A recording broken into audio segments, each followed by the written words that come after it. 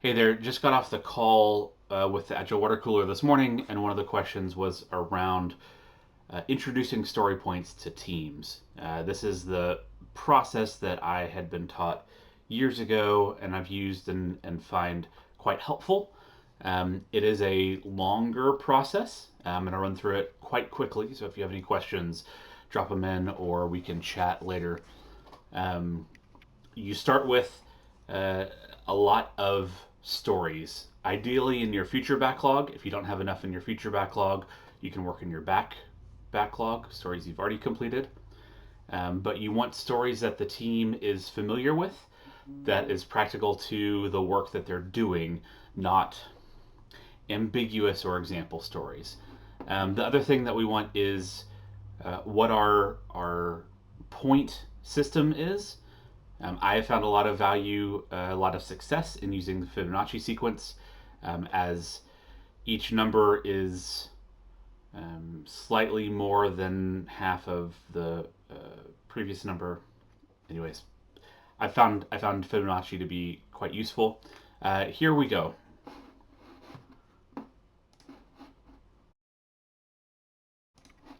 So we start with a bunch of stories, and we process those stories with the team a little bit like a backlog refinement. We may not have to go through that much detail, but we want our team to be familiar enough with the stories to identify how they how they feel on a size scale. This is effort and unknown, which gives us risk. So if we have low effort but high, we think it's going to be a small amount of work, but there's a lot we don't really know about it.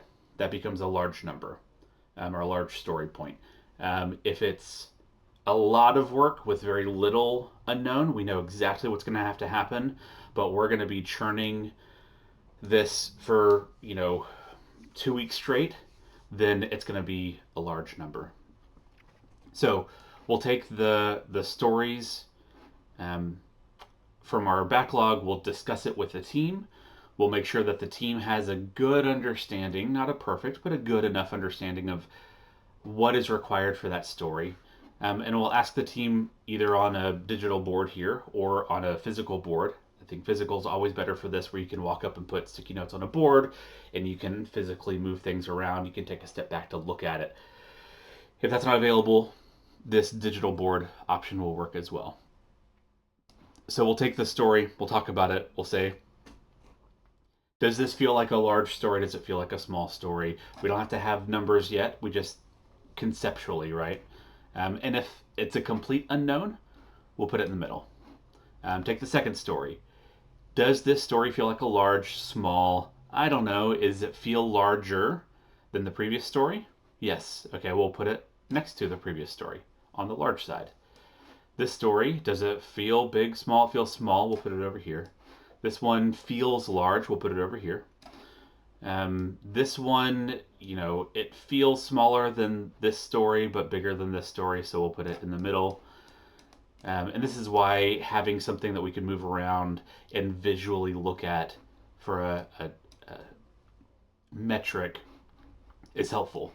Because as we put stories into the system and we have to end up moving things around because, it's bigger than this but smaller than that, and we thought that those were pretty close together already, what we're going to end up with, and this is a little bit of effort that I've got to put into this demonstration at least, we're going to end up with stories on this spectrum. And ideally, what we want is a single line spectrum. Every story is bigger or smaller than another story. If that's not feasible, if your team gets together and they say, no, this is the exact same size as this other story, fine. I'm not going to stop the process or hold up the process because of that. But what we don't want is we don't want most of our stories in line with other stories. They're going to be slightly bigger or smaller um, than these other stories. And so then what we'll do, um, um, that's not how I want to do this. Okay. So we'll take these stories. We'll make sure they're kind of in a single line. And we know we've got some of these stories that are kind of maybe same sized as stories, right? What we want to do is look initially at some of these big spaces, right? If this was actually how we went through and we said, well, there's kind of a big space here, there's not as big of a space there, so we want to kind of group these and see how they fit together. If that's not something visually that you're interested in doing or something that stands out to you, then don't worry about it. What I would do is I take the exact middle 2, 3, 4, 5, 6, 7, 8, 9, 10, 11, 12, 13, 14, 15, 16, 17. 17, 2, 3, 4, 5, 6, 7, 8, 9. Okay, so this is the exact middle story. We're going to start with that, and we'll call it a 5. And then we'll look backwards. We'll look down the line, and we'll see where the next big gap is. And we see kind of a gap here, and so we'll call this story a 3. And there's a big gap here, so we'll call this story a 2. And if there are not big gaps there, then divide it up evenly, right?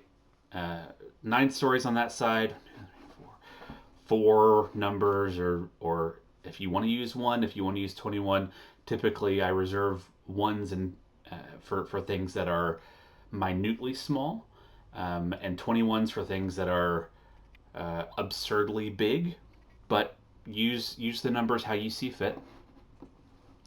And if there's not these gaps that are provided for you, then break up the numbers evenly, and we'll call, right, this chunk, those are 2s, those are 3s, those are 5s, 8s, and 13s. And in this case, right, we have some 21s.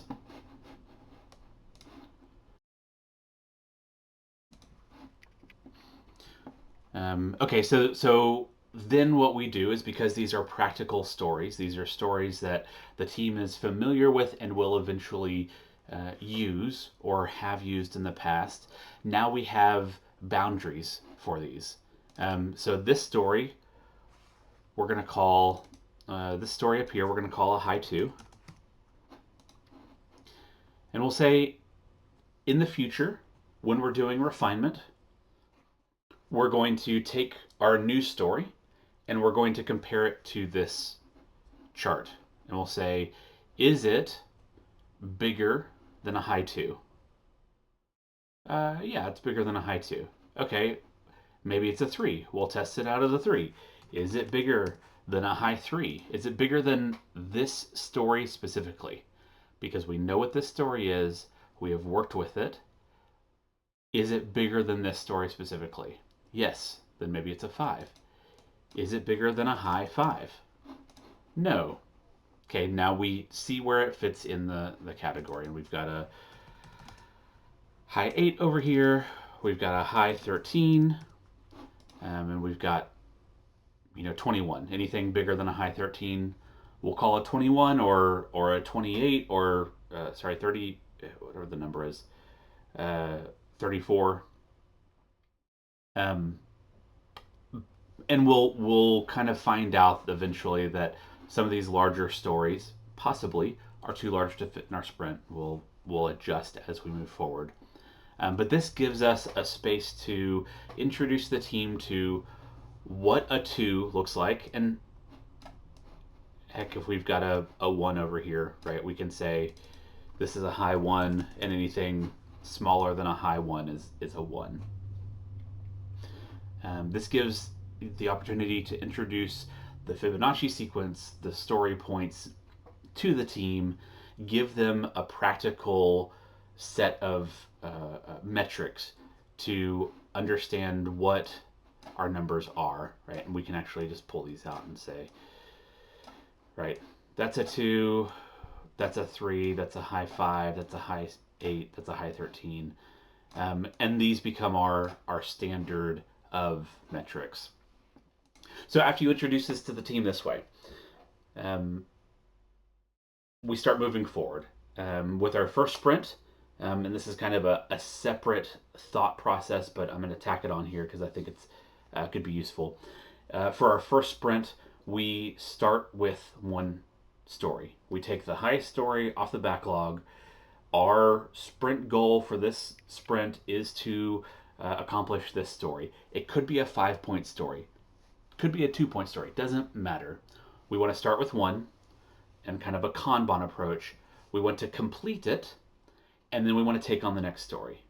And we want to complete that, and we want to take on the next story. We want to complete that, and take on the next story. And in this first sprint, we're building up our velocity, we're building up our capacity. And between you and me, I'd say we're earning our capacity. That may be a stance or a term that is triggery for people, but we're building up our capacity. And so at the end of the first sprint, we may find that we've completed 29 points. We may find that we've completed 8 points, right? But that gives us space for the next sprint to know about where we want to aim for, and possibly a little bit lower so that we are able to bring new stories on when we complete our previously committed, to ensure with high confidence that we're completing our previously committed sprint. After 10 sprints, we can start looking at averages, we can start looking at trends, and we can, drop the lowest velocity sprint and the highest velocity sprint because there's always a fluke. And the next ones give us kind of our high and low goal. And so our high and low goal over the last 10 sprints might be 24 and 31, right? And we know kind of where the average is in the middle of there. That's our average. That's what we're trying to hit to. But we're not going to take on less than 24. We've shown to ourselves that we can at least complete 24 points over the last 10 sprints, and we're not going to take on more than 34 or whatever that high number is because we have never completed more than that. And that can be a rolling number. When you've completed 20 sprints, look at your last 10. When you've completed 40 sprints, look at your last 10. And that last 10 sprint capacity, sprint velocity will give you about where you can look in your future commitments. And it's not a matter of the pressuring the team to commit to that much. It is using the data and holding the data up to the team and saying, this is where we've been. This is what we have done. These are not made up numbers. These are numbers that we have figured out and processed and we have metrics for, that show us what we are capable of. If you want to take on 40 points this sprint, help me understand, because I'm committing to these numbers as well, help me understand why we think we can do 40 points when in the last 10 sprints we've only done 34 tops. Or, right, we take on 5 points and we say, why do we think that we can only commit to 5 when in the last 10 sprints the lowest number we've hit was 24? And this gives some space for the team to understand story points a little bit better. This is probably not a new concept. It probably makes a lot of sense for a lot of people, but this is the process that I was taught, and this is the process that I've used with a couple teams and have found to be helpful. Respond in the comments with any questions you have or any additional insight or things that you've tried in here that don't work for you and what you've figured out to do instead.